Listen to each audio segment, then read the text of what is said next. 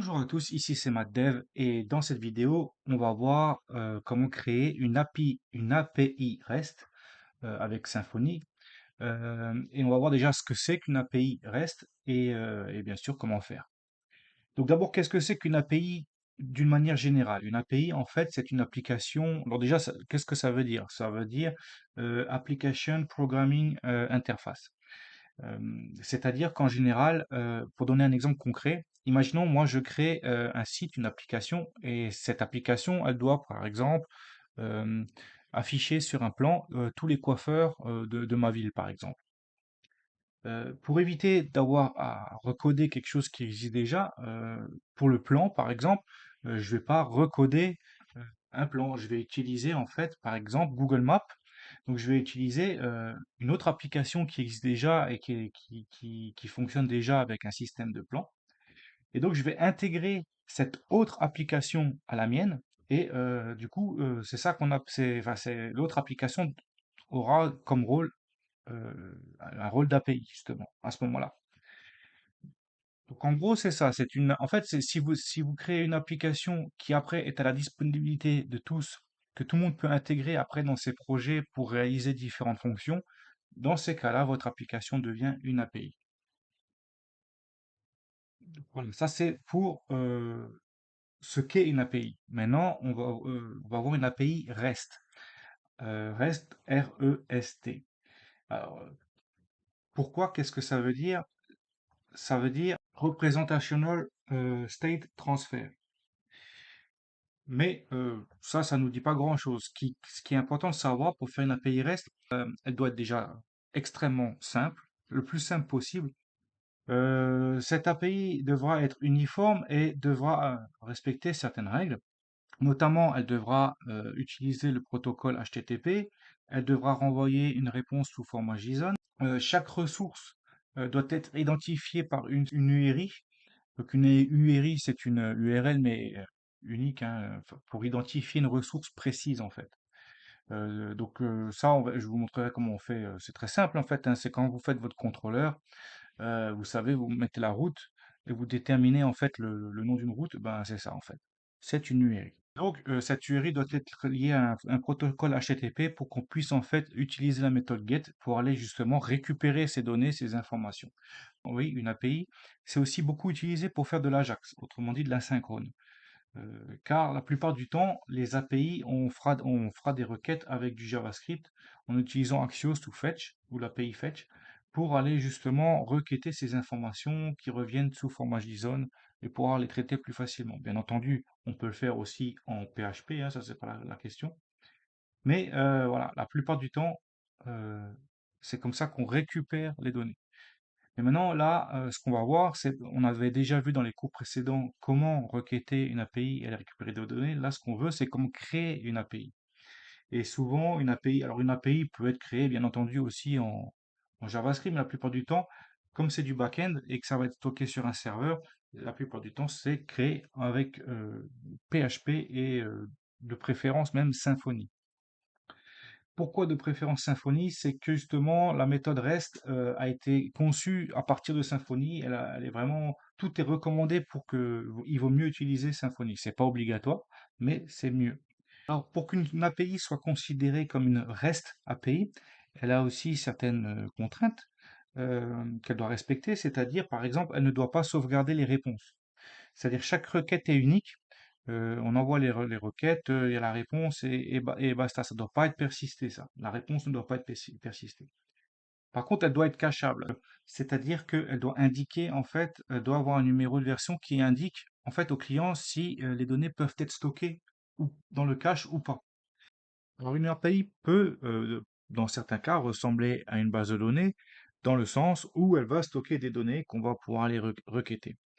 Mais la grande différence avec une base de données, c'est que une base de données, souvent, les données qui sont dedans, c'est censé être des données sensibles, par exemple des trucs, des mots de passe d'utilisateurs, des choses comme ça, des choses qu'il faut garder secret à l'abri. Autrement dit, une base de données ne doit pas être accessible à quelqu'un d'autre que le développeur, enfin l'équipe de développeurs et éventuellement le client et éventuellement les personnes qu'il aura nommées pour gérer le site. Mais voilà, c'est des données qui doivent être protégées, qu'on ne doit pas avoir accès. Disons qu'une API, contrairement à une base de données, les données qui sont dessus ne sont pas sensibles et au contraire doivent pouvoir être récupérées et utilisées. C'est ça le principe d'une API, hein. En gros, c'est des données publiques. C'est surtout ça la grande différence. Sinon, au niveau de son fonctionnement, de sa structure, c'est plus ou moins la même chose. Grosso modo, une API, c'est une base de données dans laquelle il y aura des entités qui seront persistées, donc et sur lesquels on pourra requêter via des URL et tout ça. Donc en gros, et ça sera sous format, et ça sera retourné sous format JSON, donc sous format d'un objet, quoi, d'un tableau. Donc euh, ça se présente en fait de la même manière, sinon hein, la structure est la même. Donc on va créer en fait un nouveau projet qu'on va appeler API, un dossier dans lequel on va créer en fait un nouveau projet Symfony, donc New API, on va mettre comme ça. Euh, Bien sûr, ça va être un projet Skeleton, hein, juste les bases, on va pas faire un tiret web app parce qu'on va avoir besoin de quasiment rien en fait, hein. Alors, maintenant que notre projet est créé, ce qu'on va tout de suite faire, c'est qu'il va falloir qu'on se crée une entité. Donc, on va se faire un maker bundle. Alors, il ne faut pas oublier de se rendre après dans notre projet, hein, dans CD API, Composer, Employer, Symfony, Maker, Bundle, yes.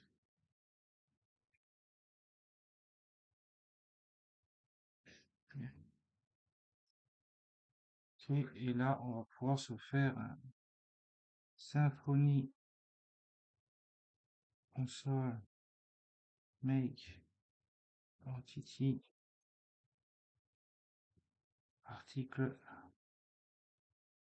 article package to use make entity command run composer requiem ORM. Ah oui, c'est vrai. Hop là. Bien. Donc on installe dans un premier temps les packages dont on a besoin hein, pour créer des entités. Euh, je crois qu'il va falloir faire yes. Ouais, on va faire yes. Donc et donc maintenant on va pouvoir se refaire Symfony console make entity article. Alors propriété name. Alors, on va juste mettre article, hein. On va mettre title, title qui sera une string, qui aura, oui, maximum 255, qui pourra être nullable, no. Voilà, un autre propriété, le content, euh, qui sera aussi de type string, aussi 255, qui pourra être nullable, non. Et voilà, ça devrait suffire pour l'instant. Voilà. Et donc on va se faire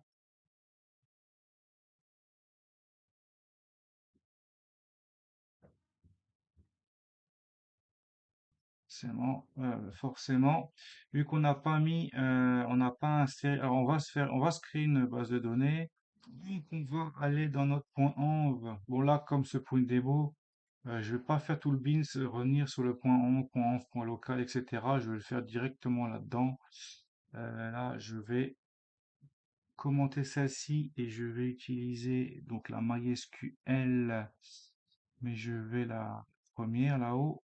Donc je vais décommenter celle-ci, euh, qu'on va appeler, enfin que ici c'est route, il n'y a pas de mot de passe, donc on vire ça. L'URL c'est bien celle-ci. On va la nommer API, notre base de données, et le reste, je crois que c'est tout bon. Je vais juste vérifier la version.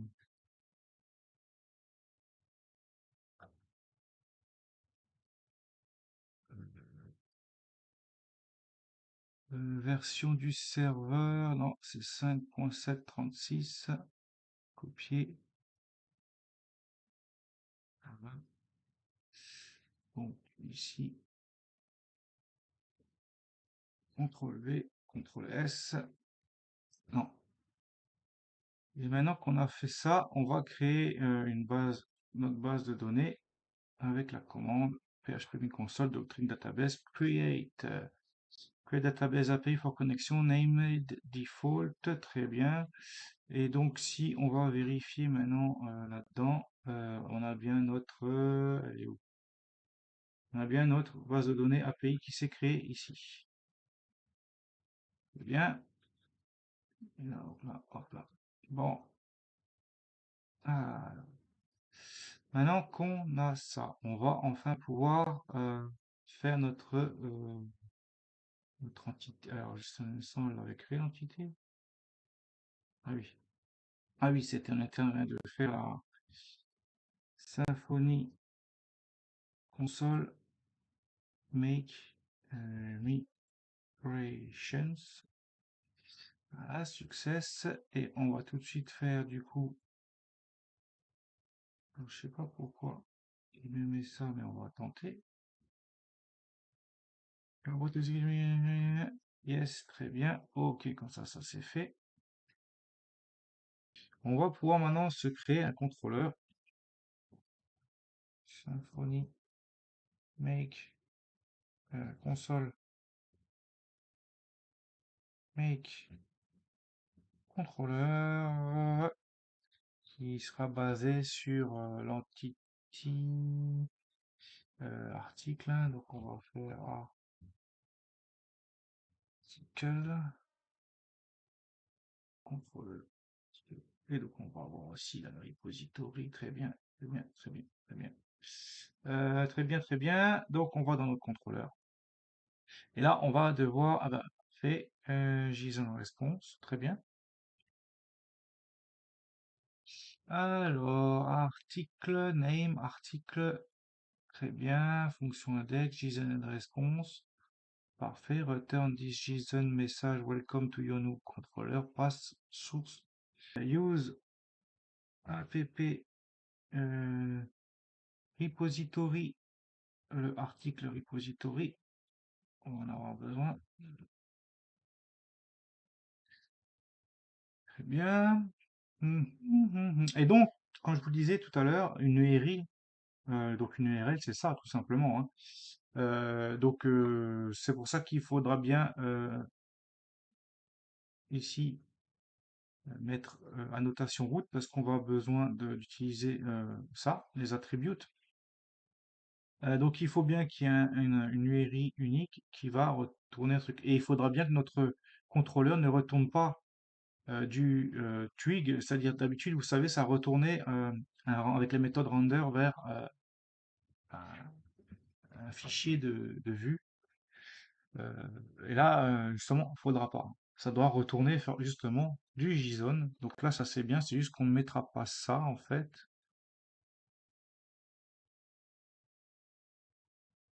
On va pour l'instant, on va même virer le tableau là dans un premier temps. On le remettra après. Voilà. Donc, on récupère nos articles et en fait, on retourne quoi? On retourne. Alors, le JSON réponse va automatiquement mettre les données là de l'article sous format JSON. Donc, elle va automatiquement retourner une réponse sous format JSON. Maintenant, on va lancer notre serveur. Symfony serveur start-d. On va se rendre à cette URL déjà dans un premier temps. Et donc, on va se rendre ensuite à l'URL article. Donc, maintenant, pour essayer notre API, il y a plusieurs façons de fonctionner. Hein. Soit vous allez dans votre navigateur ici et vous testez juste la route. On voit bien qu'il nous renvoie un tableau. Alors, pour l'instant, forcément, on n'a pas de données. Hein. Parce que là, notre contrôleur, en fait, sous cette route, il va aller nous afficher les articles, mais pour l'instant, on n'a encore aucun article. Donc, c'est ce qu'on va faire dans un premier temps. Alors, non, je vais faire un truc, normalement on ne le fait pas comme ça, mais comme ça en même temps ça vous montre. Je vais créer du contenu en fait tout simplement en SQL directement dans la base de données. Donc non, je veux pas select, je veux insert. Donc je veux insérer dans article l'ID, le titre, le content, value. Donc value 1, ça on va, c'est l'ID, on va mettre 1. La valeur 2, on va mettre comme titre, euh, on va mettre comme titre, je sais pas, course à pied.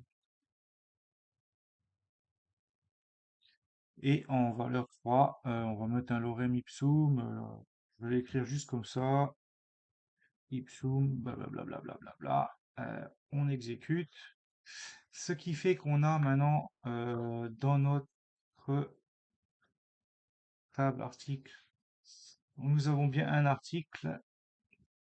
Et donc, si on rafraîchit ici la page, on voit bien qu'ici, il nous renvoie à un objet, un truc JSON, mais il est vide. Parce que, alors, il y a une méthode plus simple à faire, c'est Postman. Donc, qu'est-ce que Postman? Postman, en fait, c'est pour tester une des API.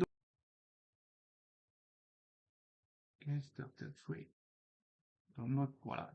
Je vous recommande de télécharger Postman sur votre ordinateur, de l'installer, tout ça, de créer un compte s'il le faut, et d'ouvrir, et ainsi de suite. Donc moi, c'est déjà fait. Donc, Postman, on va l'ouvrir. Alors, qu'est-ce que Postman? C'est une interface qui permet de tester justement, parce qu'une API, je vous rappelle, on n'a pas de template, on n'a pas de vue d'affichage, donc c'est quelque chose qui va être stocké sur le serveur à distance. Et pour la tester, pour faire des requêtes sur les URL, pour voir si ça fonctionne, du coup, on a cet outil qui permet de faire des requêtes, vous voyez, post ou get, on choisit le verbe, on rentre l'URL, donc on a dit que l'URL c'était ça, donc copier,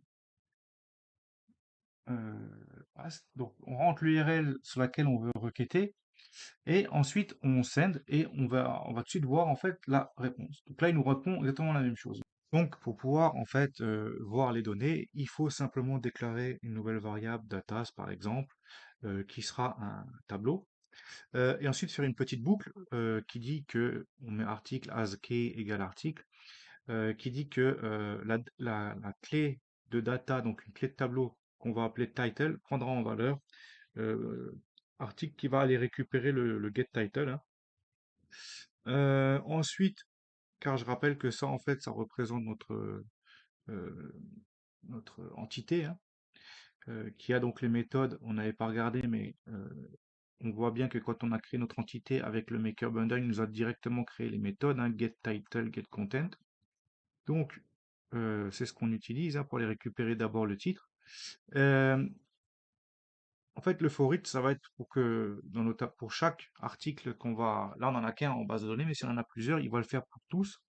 Et qu'est-ce qu'il va faire? Il va à la fois mettre en valeur de titre, donc le get title, et faire en clé de content le get content. Et bien sûr, on retourne tout ça sous format JSON, notre tableau de data. Et là, à ce moment-là, quand on fait send, on voit qu'il va nous renvoyer la réponse. Donc, vous voyez de nouveau, title, course à pied, mais là, il nous l'indique correctement. Et surtout, beaucoup plus, vous voyez, c'est structuré. Donc, c'est déjà plus facile. Et donc, en réalité, Postman, c'est ça, c'est un outil qui sert en fait à faire des requêtes pour tester si notre API fonctionne bien. Là, en l'occurrence, vu qu'on obtient une réponse, c'est que ça fonctionne.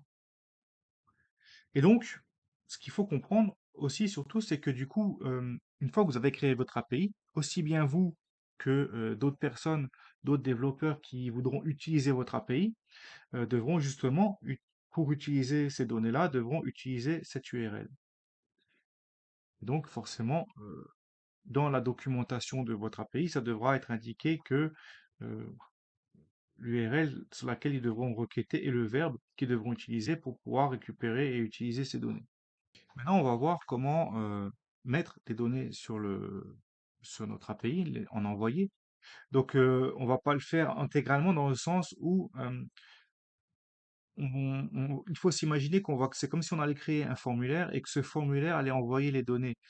Euh, mais ça, on va pas faire le formulaire et tout, vous allez comprendre, c'est pas important. Ce qui est important, ça va être ici, c'est de faire déjà la méthode euh, post. Donc on utilise la méthode post déjà pour la route et ensuite ici on va, il faudra pas faire le find all. Euh, D'ailleurs, on va faire article 5. Alors déjà tout ça là, reach, le truc là, ok, voilà. Donc, on va devoir en fait importer le Symfony Component HTTP Function Request. On n'oublie pas de l'implémenter dans notre méthode ici. Ensuite, on crée une variable data et on lui met une méthode qui s'appelle JSON-decode qui va décoder le content de la request. On met un trou. Alors, je vous explique après pourquoi ça correspond. C'est qu'en fait, on va devoir rentrer les données dans Postman et donc quand on va les faire send, ça va les envoyer sous format JSON. Et nous, pour pouvoir les traiter, il va falloir qu'on les récupère, mais qu'on les décode pour, dans un premier temps, les envoyer. Donc ensuite, on crée un nouvel article. Cet article, forcément, il faut lui rentrer les données. Donc on fait un set title et on lui passe le titre qu'on aura rentré dans Postman. Et en content, pareil, on lui passe le content qu'on aura data, ça représente les données qu'on va rentrer dans la requête. Et bien sûr, on n'oublie pas d'utiliser la méthode save de notre repository pour faire persister les données. Alors, vérifiez bien que la méthode set soit dans votre repository, hein, dans l'article, car moi, je ne sais pas ce qui s'est passé tout à l'heure quand on a créé le projet, cette fonction ne s'est pas mise. Je crois que c'est parce qu'il faut faire un CRUD, j'ai pas fait de CRUD, enfin bon, peu importe. Mais en tout cas, du coup, je l'ai dû la faire manuellement. Voilà, donc si c'est vérifier qu'elle y soit, si elle n'y est pas, créée-la. Et donc ça, c'est pour persister en base de données. Et bien sûr, ça va retourner après sous format JSON nos datas, les datas qu'on aura passées dans le Postman, vous allez voir. Et n'oubliez préciser de retourner un code 201. Voilà. Vous sauvegardez et quand on va dans Postman, si maintenant, alors, on utilise bien la méthode, le verbe post, hein, vous mettez la même URL, mais par contre ici dans le body, vous allez cliquer sur body et dans row, et bien sélectionner ici JSON, parce que vous voyez, on peut faire texte JavaScript, bien JSON. Et là, on va rentrer nos données. Vous allez commencer par ouvrir les accolades et vous allez mettre un titre. Alors, très important, quand c'est du JSON ici, il va falloir bien entendu mettre un double quote et non pas un simple, hein. Très important ça. Donc, vous mettez title, vous mettez le titre que vous voulez, le content pareil. Donc là, j'ai mis coucou Lorem et lorsque l'on envoie, on reçoit ce résultat. Vous devez recevoir ce résultat-là. Il doit y avoir ici statut 201 create. Si c'est le cas et que vous avez ça qui s'affiche ici, c'est que tout est bon. Alors bien entendu, ça ne sert à rien d'aller vérifier dans votre base de données. Si on va voir dans la base de données, on voit que notre nouvel article qui a comme titre coucou n'apparaît pas avec le content où il y a juste marqué lorem. Vous voyez pourquoi? Parce que Postman, c'est de la simulation. C'est-à-dire que lorsque là, on lui fait une requête de post avec les données, il va pas vraiment les envoyer en base de données. Il va pas vraiment créer l'article en fait. C'est une simulation et le fait d'obtenir la réponse permet de nous voir que notre code est bon, que notre API fonctionne. Mais l'article n'est pas réellement créé ni persisté. Voilà. Donc maintenant, le verbe post est utilisé lorsque, par exemple, il n'y a pas de donnée, on veut la créer. Maintenant, lorsqu'on veut modifier une donnée, il y a deux verbes qu'on peut utiliser, euh, put alors je vais écrire les deux, et patch. Alors ces deux verbes s'utilisent dans des moments précis, quand on veut modifier, c'est-à-dire, admettons, on veut supprimer un article complètement et en remettre un nouveau à la place. À ce moment-là, on va utiliser le verbe putsch, parce que le putsch va supprimer celui qui est déjà en place et va le remplacer par le nouveau. Tandis que la méthode patch, elle est utilisée quand on veut modifier partiellement une ressource. Par exemple, là, on avait donc un titre incontent. Admettons qu'on veuille juste modifier le titre. À ce moment-là, on utilisera le verbe patch. Et enfin, si on veut supprimer complètement une, une ressource, par exemple, on peut utiliser le verbe delete. Et donc la méthode delete, c'est pour supprimer. Par exemple, si on veut supprimer un article, voilà. Donc sachez que ça, ce sont les verbes qui sont le plus utilisés, hein. Get, post, put, patch et delete, qui correspondent chacun en fait. Alors ça, on le verra dans le cours, dans la prochaine vidéo, dans le cours sur les bases de données et le langage SQL. Chaque verbe de route là correspond en réalité à, alors je vais vous le montrer en étant sur la base de données, à des mots-clés de la base de données SQL. C'est-à-dire, on va le voir ici, vous voyez ici, il y a select, insert, update, delete. Ben, tout simplement, select, le verbe get, ça correspond à select.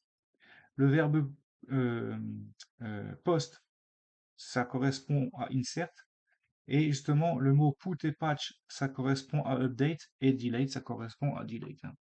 Donc chaque verbe correspond en fait à un des mots-clés utilisés en langage SQL pour traiter les différentes données. Select, c'est pour sélectionner une donnée. Insert, c'est pour insérer des données. Update, c'est pour les modifier. Delete, c'est pour les supprimer. Maintenant, nous allons voir comment. Alors,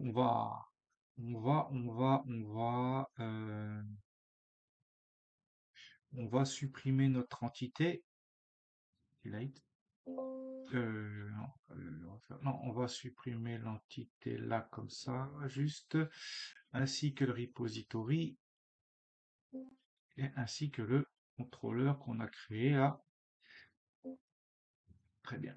Pourquoi? Parce que on va voir maintenant comment créer une API en utilisant API Platform. Alors comment on fait? Toujours pareil, hein, on se rend ici et on crée la commande composer require API. Et ça va nous installer API Platform. Et API Platform, en fait, va nous permettre de créer une API encore plus facilement, rapidement que ce qu'on a fait. Car ça contient déjà plusieurs choses. On va juste attendre que ça soit fini. Voyez, your API is almost ready. Create your first API resource in source API resource. Très bien. Autrement dit, ici, voyez, euh, go to API to browse your API. Ouais, ça c'est. Alors si on va sur la route justement, euh, on a fait le support, ouais, run composer, ok, très bien, mais ça pour l'instant on n'en a pas besoin. Read the document, blablabla, très bien. Donc déjà, on va faire comme ils disent. On va se rendre. Alors, je vais déjà revenir un petit peu en arrière. On va déjà se rendre sur la route slash API, comme ils disent, voir ce que ça donne. Et on a déjà, vous voyez, une interface graphique. Donc ça, c'est dans notre site, hein. Vous voyez, on a l'adresse de base et on met slash API et on a déjà en fait, alors, on peut rien faire, mais on a déjà une interface. Très bien. On va voir après, quand on va rajouter des choses, tout ce qu'on peut faire, hein. Alors, si maintenant je fais Symfony euh, console make et entity normalement et que je fais ar- article. Euh, alors, il va me demander le nom de propriété, donc on va refaire title.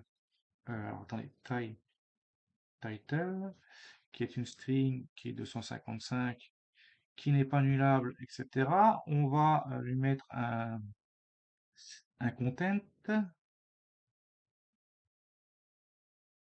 Très bien. Maintenant, on va se rendre dans notre entity. Alors, normalement, eux, ils disent API ressources. On aurait dû le mettre là-dedans, mais vous allez comprendre pourquoi je veux faire ça.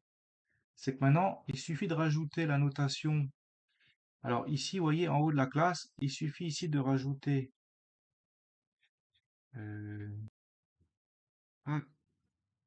API ressources. Il suffit de rajouter ça. Et normalement, en fait, juste le fait de faire ça, va nous permettre, va déclarer, en fait, API plateforme va savoir qu'en fait, cette entité qu'on a créée va faire partie des ressources de l'API, justement. Voilà. Et donc, on n'a rien besoin de faire de plus. On n'a même pas besoin de faire d'un code d'un contrôleur ni rien du tout. Donc, si on sauvegarde ici et si on réactualise, voilà. Et donc, vous voyez que maintenant, on a réactualisé et direct, vous voyez, il nous fait API article. Il nous donne les noms de route, le get, le post, put, delete, les patchs, donc tous les trucs, et à chaque fois avec l'URL. En fait, on a déjà une documentation, enfin ouais, toute une interface qui indique, en fait, en gros, les gens qui auront besoin d'utiliser votre API, ils auront ça, et ils sauront tout de suite quoi faire. Et donc, pareil, si on refait, alors, par contre, là, il faut changer, on va faire, donc, API, ils nous disent donc oui. Et donc ils nous disent bien que, vous voyez, on fait par exemple la méthode get, API article avec un S. Donc si on fait méthode get slash API slash article et qu'on send. Ah, par contre, j'ai oublié de supprimer ça. Parce que là, on veut rien de tout ça. Alors, on va refaire juste. Hein. On voit bien qu'il nous renvoie dans le body. Alors, il nous renvoie plein de choses. Vous voyez, il nous renvoie le contexte, l'ID, le type, donc type article, ID 1, titre course à pied, lorem ipsum, disparition. Donc ouais, vous voyez, il nous récupère bien en fait les articles qu'on a en base de données. À quoi ça correspond là, cet affichage avec l'arrobase là, et tout ça, c'est parce qu'en fait, on n'utilise pas du JSON directement, c'est du JSON LD.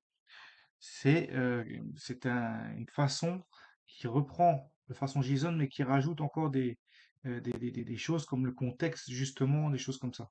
Et on peut le voir en fait tout simplement ici. Vous voyez, il y a marqué article.json.ld, et quand on clique sur la flèche, on retrouve toutes les choses. Et donc ici, on a la possibilité aussi de choisir, parce que vous avez vu, donc ici, il nous a mis d'office tous les verbes.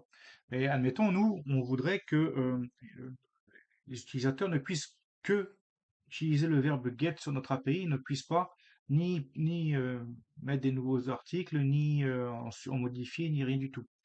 À ce moment-là, on peut le préciser ici. Il faut mettre operation, petit point, on ouvre, on fait un tableau.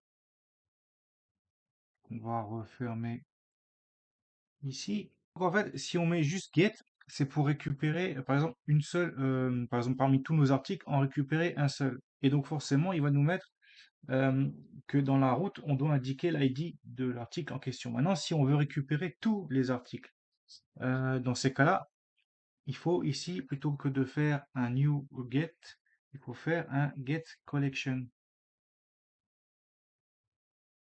Get collection. Là, on n'a pas besoin de ça. Et là, du coup, il va nous générer une route sans l'ID ici. Je vais voir, je vais actualiser. On va attendre un peu. Vous voyez, uniquement get article. Et donc, comme je vous l'ai dit, on peut tester notre collection page, execute. Et donc, il nous renvoie une réponse de code 200. Donc, tout est bon avec, effectivement, vous voyez, nos articles, course à pied, le remipsum, etc. Oui. Et donc, vous voyez bien qu'en fait, maintenant, le fait d'avoir précisé dans notre entité, ici, dans l'API ressources, quelles opérations on voulait, euh,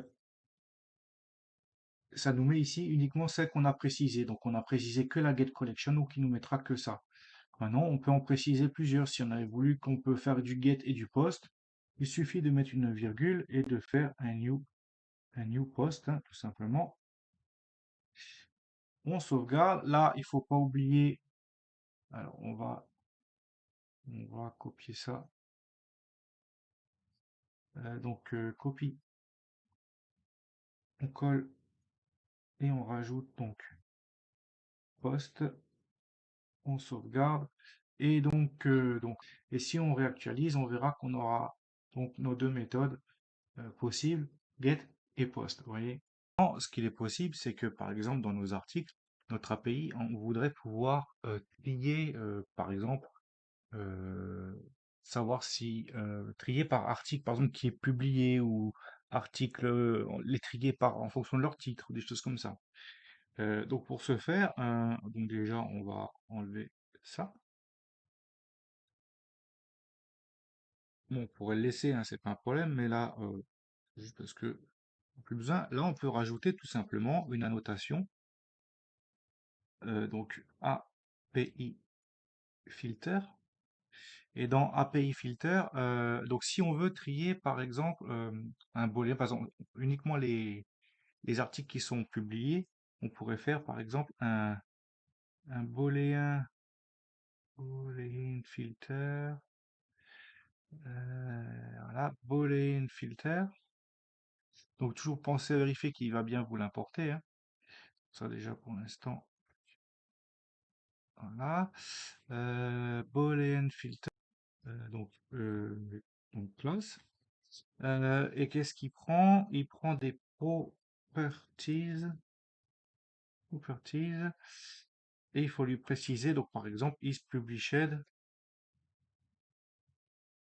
c'est une propriété, ça serait ça, le is property. En fait, dans notre entité, on aurait une méthode qui vérifierait si elle est publiée ou pas. Et ce serait un booléen parce que ça serait soit une valeur true, soit false.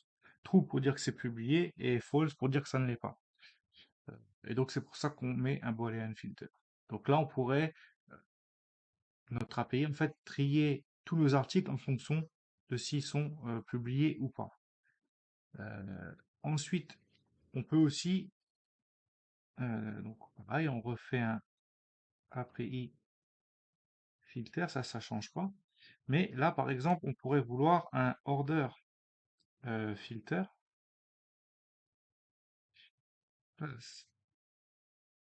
Et pareil, properties, ça change pas. Et quelle est cette properties?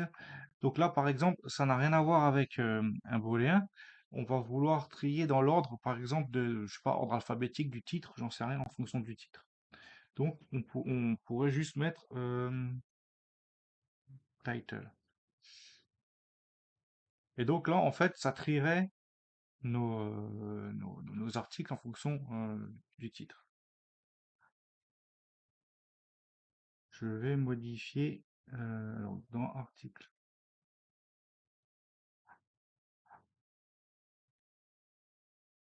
Dans article, je voudrais en fait éditer, je vais modifier quelque chose.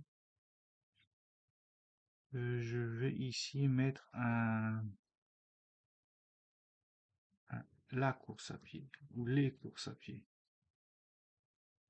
Voilà.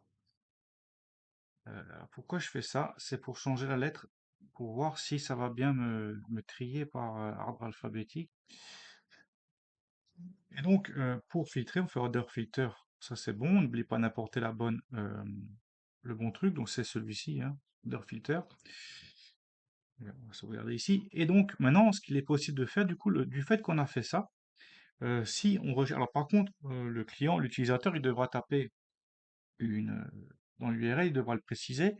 Il devra mettre, donc, on avait dit order, entre parenthèses, title, title, enfin, entre crochets, égal, et là, on lui peut mettre en fonction de s'il veut que ça soit par ordre alphabétique ou pas.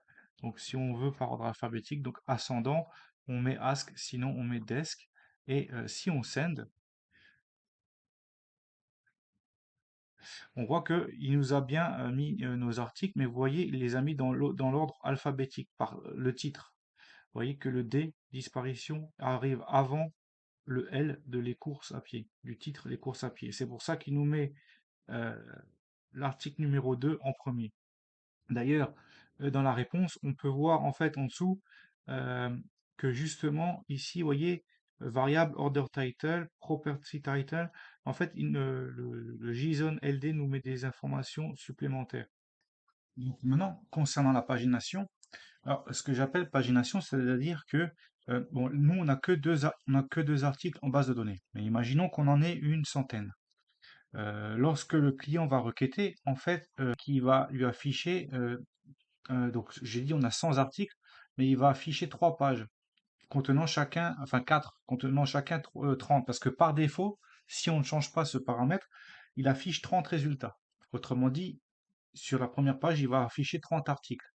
Et si on veut tous les articles, il y aura donc 4 pages. 3 pages contenant 30 et une page encore contenant une dizaine enfin, 10 articles. Donc, maintenant, on peut régler ce paramètre par défaut, c'est-à-dire on peut régler le nombre d'articles qu'on veut par page. Je vais vite créer des nouveaux.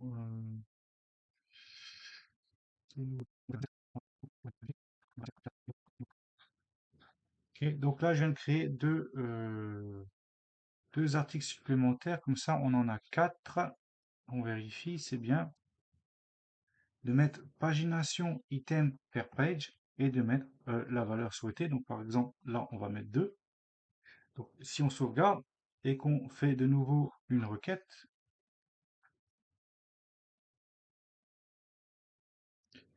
on voit bien qu'il nous a affiché que 2 articles. Donc, les courses et disparition. Mais il ne nous a pas affiché les 2 autres. On va juste pardon, on va la cut. Voilà.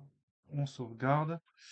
Très bien. Normalement, je vérifie juste, mais si on relance, ça devrait être bon là. Oui. Et donc ici, si je refais une requête normale, on voit bien 1, 2, 3, 4. On voit bien qu'il nous rappelle nos 4 articles. D'ailleurs, il les indique ici, total item 4. Et si donc on remet notre pagination et qu'on refait la requête, on voit bien que cette fois-ci, il va aussi nous indiquer 4, mais vous voyez 4, mais il va nous afficher que 2. Et si on veut euh, qu'il nous affiche les 2 autres, donc la deuxième page, il va falloir le préciser en fait tout simplement. Déjà ça. Donc ensuite, il se pourrait aussi, alors juste un instant, voilà, on va enlever ça. Imaginons qu'on voudrait que certaines propriétés de cette entité ne peuvent être que lues et d'autres peuvent être aussi modifiées ou carrément écrites. Dans ces cas-là, ça, on peut aussi le préciser. Simplement, en fait, déjà, on va importer le sérialiseur annotation groups, parce que imaginons qu'on voudrait que euh, l'API, enfin l'utilisateur de votre API ne puisse que lire le titre et non pas l'article. Alors là, ça n'a aucun sens, hein, mais c'est pour la démonstration, imaginez, hein. On voudrait pas que le content soit accessible en fait. On va pouvoir le faire justement en faisant des groupes. Donc, c'est-à-dire que dans notre API ressources ici, alors, on va faire comme ça. On va pouvoir utiliser normalisation contexte et dénormalisation contexte. Qu'est-ce que c'est? Il faut comprendre comment fonctionne l'API. Automatiquement, sans que nous, on le fasse en interne, elle utilise ces deux méthodes, c'est-à-dire elle utilise en fait des data providers. C'est-à-dire que quand on rentre, alors ici, quand on rentre nos données en fait de recherche, ou qu'on peut les rentrer aussi ici dans les bodies, dans les rows, en fait, elle prend ces données qui sont en JSON, elle les transforme en tableau pour pouvoir les stocker. Alors, ça dépend. Lorsque c'est pour nous les renvoyer, c'est l'inverse. Elle va prendre nos données en base de données. Elle va d'abord les mettre dans un tableau. Elle va transformer ce tableau en JSON pour pouvoir nous le retourner. Et quand on veut poster dessus, c'est l'inverse. Elle prend ici, c'est du JSON. Elle le prend, elle le transforme en tableau. Et ensuite, elle le transforme en données qu'on peut mettre en base de données. Et donc, pour ce faire, on utilise en fait la normalisation, ça sert à transformer en tableau, et la dénormalisation, ça sert à transformer en JSON.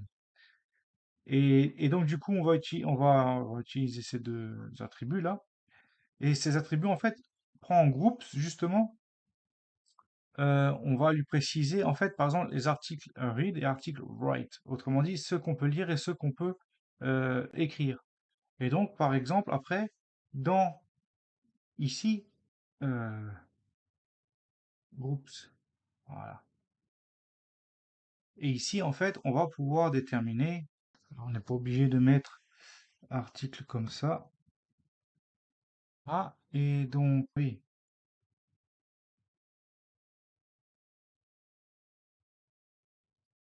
Et donc ici, on met juste groups et on met la propriété qu'on veut, soit read, soit write, et on peut même mettre les deux. Si on veut que ça soit les deux, tout simplement, on écrit write, on écrit les deux, hein.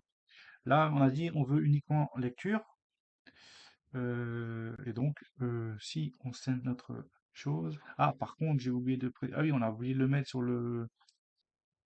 Alors, il faut pas oublier d'installer Doctrine Annotation, Composer Red Doctrine Annotation, pour pouvoir faire fonctionner cela. Et donc, on voit bien quand on fait la requête que maintenant on a uniquement. Donc, ah oui. Donc, revenons à nos trucs. Donc, on voit que l'ID, on peut le lire, que le titre, on peut le lire. Par contre, le content, on peut pas le lire, on peut que l'écrire. Et donc, on voit bien que on a bien l'ID, on a bien le titre, mais on n'a plus le content. Si on veut faire le content, il faut utiliser la méthode post parce qu'elle est en écriture. On le verra pas, ça s'indique pas. C'est en fait tout simplement que quand on veut poster quelque chose, on pourra tout simplement écrire. Et par contre, en revanche, l'ID, le titre, on ne pourra pas modifier, on ne pourra pas l'écrire puisque on a mis en read. Très bien. Maintenant, on va voir comment sécuriser notre API, c'est-à-dire faire en sorte de la rendre accessible qu'à des personnes autorisées qui seront donc par exemple connectées, authentifiées, avec un identifiant et un mot de passe. Donc, pour ce faire, en fait, on va utiliser le système de token JWT, qui veut dire JSON Web Token. C'est-à-dire que lorsque l'utilisateur, enfin le client, quand je répète, hein, quand je dis client, je ne parle pas en fait d'un client comme dans un magasin qui achète. Le client, c'est le navigateur, hein. Je parle donc du côté, dans le sens côté client, côté front-end. Quand le client donc s'authentifie et que les données correspondent, le serveur envoie donc un token qui est stocké sous forme de cookie dans la session du navigateur.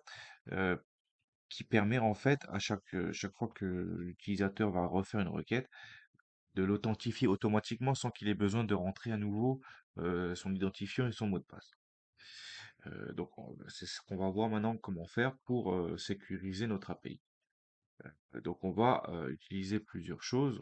Ce qu'on va commencer par faire, parce que là on va parler d'utilisateur, donc il va falloir déjà qu'on se crée un utilisateur. Donc on va utiliser notre commande Symfony console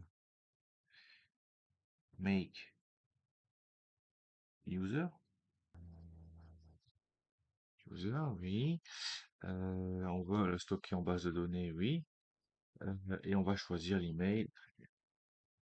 Euh, 12 10 app need to hash check password, oui. Et donc notre entité user a été créée. Donc on n'oublie pas bien sûr euh, de faire une symphonie console make migrations migration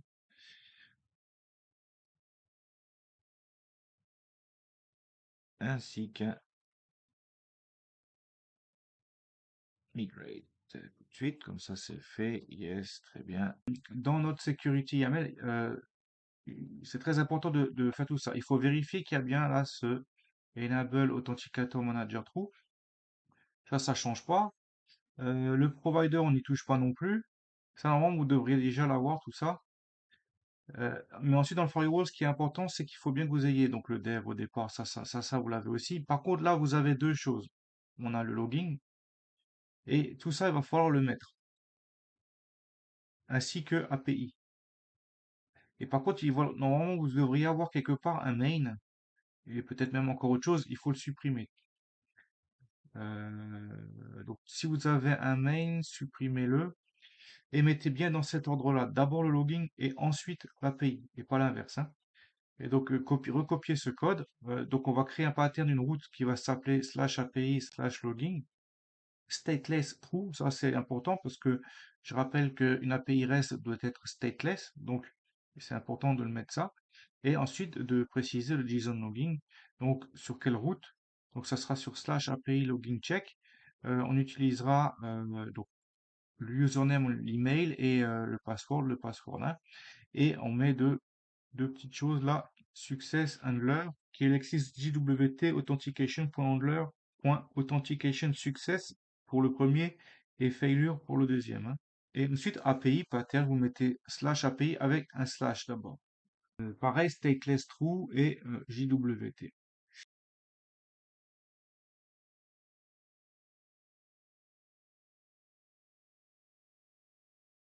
Et ensuite, dans Access Control, ici, ce qui est très important, ça va être de mettre ces trois chemins-là.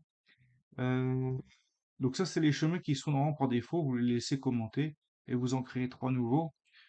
Un qui a cette route API logging là, qui est en public access. Un qui est en slash API slash qui est en is authenticate fully. Et un API sans le slash en rôle public access.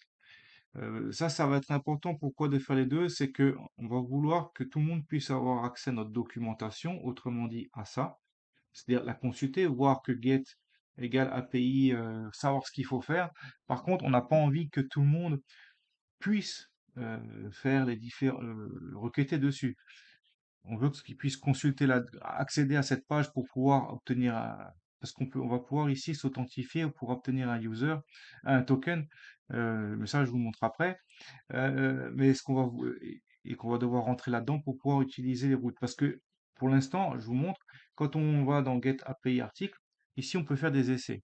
On peut utiliser Postman, comme je vous avais montré, ou on peut utiliser euh,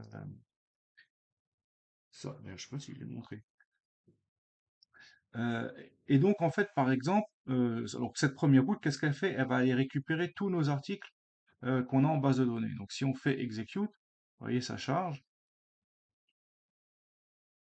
Normalement, je crois que ça devrait peut-être pas marcher parce que moi j'ai déjà l'option. Oui, voilà.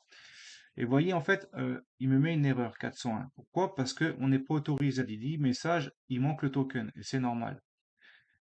Il va falloir je vous fais la démonstration, qu'on crée une route post justement sur cette API login check. Et pour l'instant, ce que je suis en train de vous montrer là, vous pouvez pas encore le faire. Moi, c'est parce que j'ai déjà fait.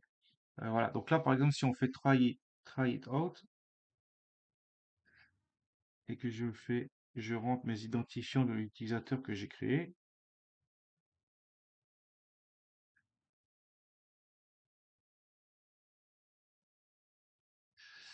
Si je fais execute, erreur 500. Ah oui, c'est parce que on n'a pas encore fait le code, ouais. Ok. Ensuite, on va devoir installer un bundle qui va s'occuper en fait, vous voyez, de gérer les tokens, l'authentification JWT.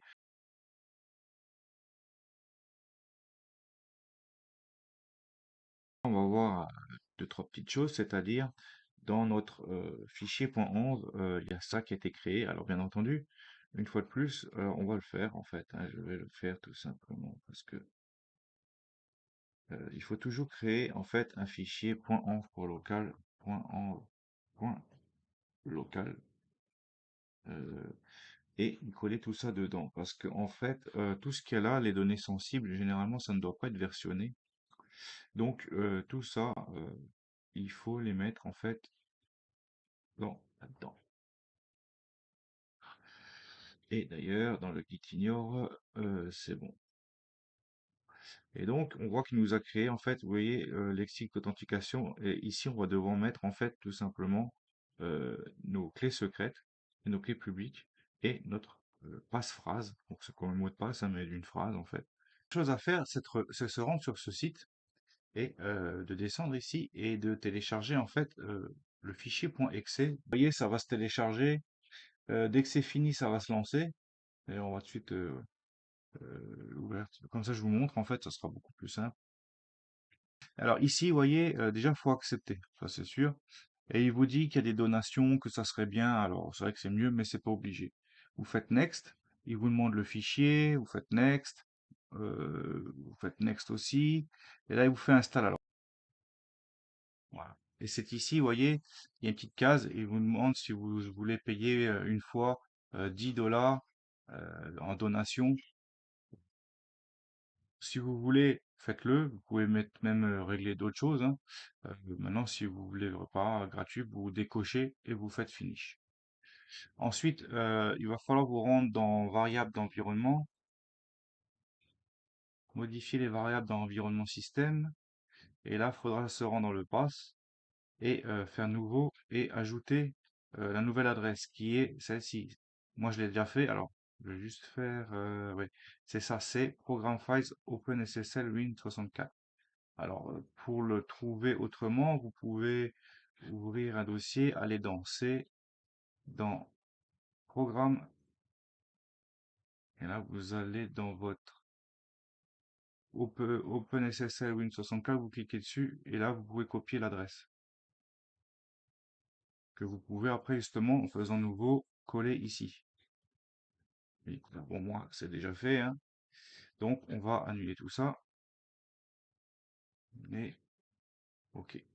Et donc, une fois que ça c'est fait, Symfony console lexique double point JWT double point generate key pair. Vous faites entrer. Alors bon, pareil, c'est déjà fait. Et ce qui va se passer, c'est il va vous créer un fichier JWT. Et dans notre dossier, on voit qu'il nous a généré deux dossiers, un avec une clé privée, un avec une clé publique. D'ailleurs, normalement, alors ici, vous devriez avoir une série, un mot de passe peut-être qui vous a demandé et qui doit être codé. Mais dans le doute, si c'est pas le cas, choisissez un mot de passe ici et retenez-le bien parce qu'on allait en avoir besoin. Alors normalement, il vaudrait mieux éviter que le mot de passe soit écrit comme ça en clair. Il vaudrait mieux hein, le hacher. Mais sinon, c'est pas grave. Pour l'instant, faites un code simple, basique, c'est juste pour comprendre le truc. Ce qu'on va faire, c'est qu'on va se créer un mot de passe euh, qu'on va hacher, faisant Symfony console security double point h-password.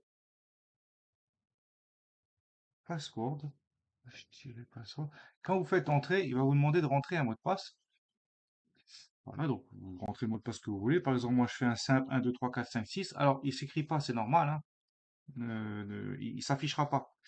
Et ensuite, vous faites entrer quand vous avez terminé et il va vous générer, vous voyez, un mot de passe haché. Donc, pourquoi on fait ça? C'est parce qu'on va se créer un utilisateur, mais il va falloir qu'il ait un mot de passe haché. Donc, le mot de passe que vous avez rentré, ça va être le mot de passe de connexion pour l'utilisateur.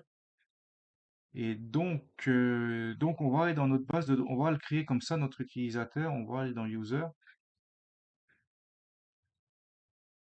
Et en fait, ici, alors moi je l'ai déjà fait, j'en ai déjà un. Simplement, en fait, quand vous faites Insert, vous mettez, si vous n'avez pas encore, vous mettez un. Sinon, si vous en avez déjà un, vous mettez un 2. Vous mettez, vous renseignez ici l'email. Le rôle, vous n'êtes pas obligé, mettez un tableau vide. Faites simplement comme ça. Euh, et par contre, ici, justement, collez votre mot de passe haché. Très important ça. Là, je vais pas le faire, mais voilà, faites-le.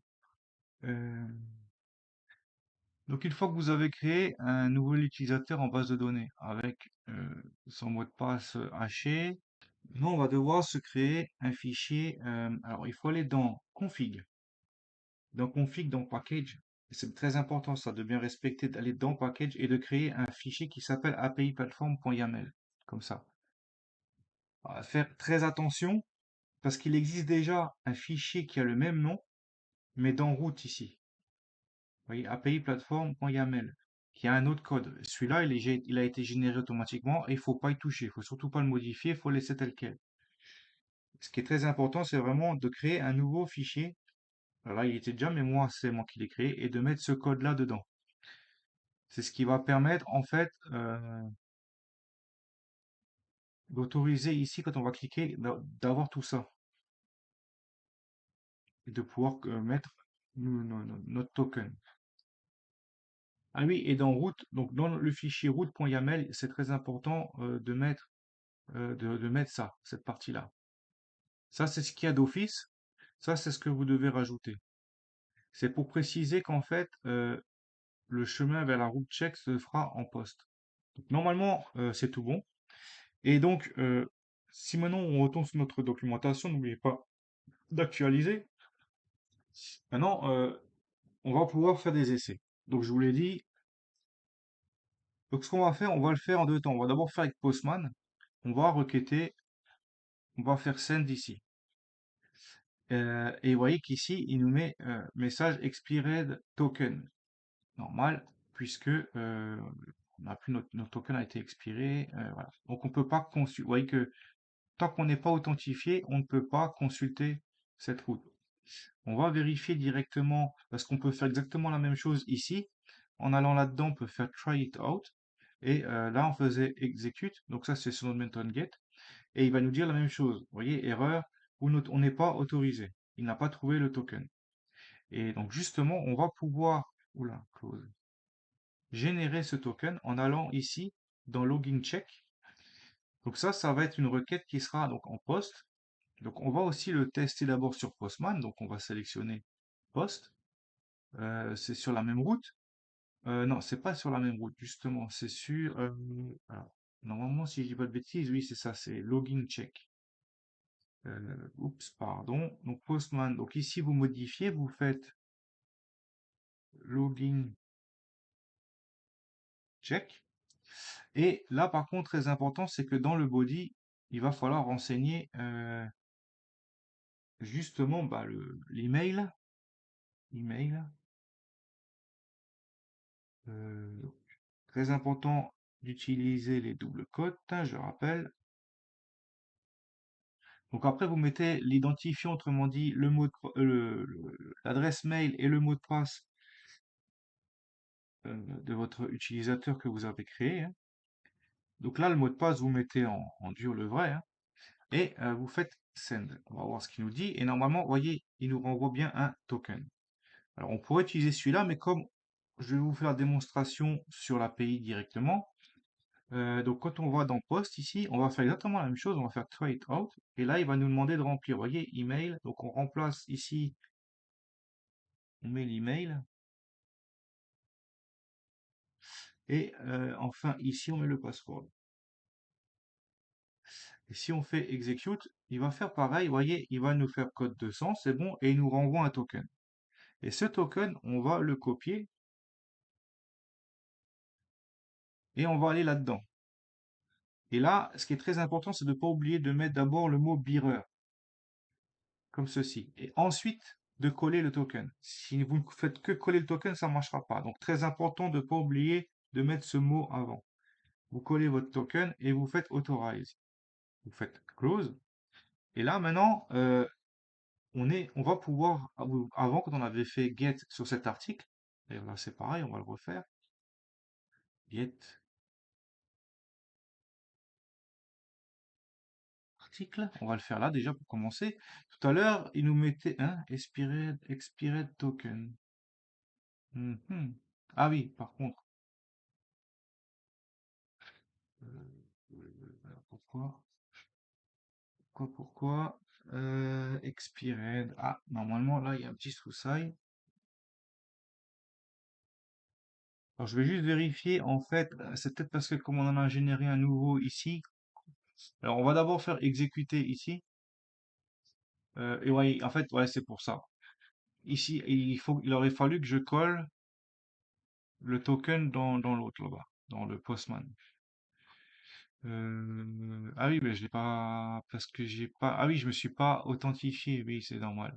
Ah oui, c'est parce que maintenant, pardon, excusez-moi. Il met expired token. C'est normal, c'est parce que quand je fais une requête sur Postman dans le header, il faut que je lui précise. Et vous voyez, j'avais mis un ancien token là. C'est pour ça que donc je vais le supprimer. Donc il faut faire pareil, hein. Il faut aller dans Header, il faut aller dans le truc autorisation. S'il n'est pas, vous le créez, vous cliquez ici, vous mettez autorisation. Vous mettez pareil ici bearer et vous collez le nouveau token. Et là, normalement, regardez, ça va fonctionner. Vous voyez? Et là, il nous sort la liste de nos articles. Donc, on en a 4. Voilà. C'était pour ça, j'avais oublié de modifier ça. Donc ça, c'est quand on fait avec Postman. Maintenant, l'avantage avec notre API, c'est que quand on la teste, on n'a pas besoin de rentrer le truc, puisque comme on est connecté ici, il va l'envoyer automatiquement dans l'entête. C'est-à-dire que quand on a rempli le corps là, alors quand on a fait execute, en fait, dans l'entête de requête, alors est-ce qu'on le voit quelque part? Voilà, ici, on voit bien que dans autorisation, il nous a bien mis bearer et il a bien mis notre token. Ça, c'est l'entête enfin, ça, c'est la commande curl, mais ça correspond à la même chose, hein. Et donc là, il nous répond bien aussi 200 et il nous affiche bien, vous voyez, la liste de nos articles. Et bien entendu, donc là, on est authentifié, vous voyez, et on peut se log out. Donc si on s'authentifie plus, on close, on n'a plus accès. Il va nous mettre une erreur de nouveau. Vous voyez, erreur ou autorisée. Donc là, comme ça, les données de votre API sont sécurisées. Autrement dit, elles ne sont accessibles qu'à quelqu'un qui est authentifié. Voilà, c'est tout pour cette vidéo sur les API, donc sur ce qu'est une API, comment on fait une API avec Symfony, et je précise bien une API REST, en utilisant aussi API Platform. Euh, et donc, voilà, c'est terminé pour ce cours. Dans le prochain cours, nous verrons tout ce qui concerne les bases de données, justement, et le langage SQL. Donc voilà, c'est tout pour cette vidéo. J'espère que ça vous a plu. Si c'est le cas, faites comme d'hab, bah, likez, partagez. N'hésitez pas à laisser des commentaires. Et je vous dis à bientôt pour le prochain cours.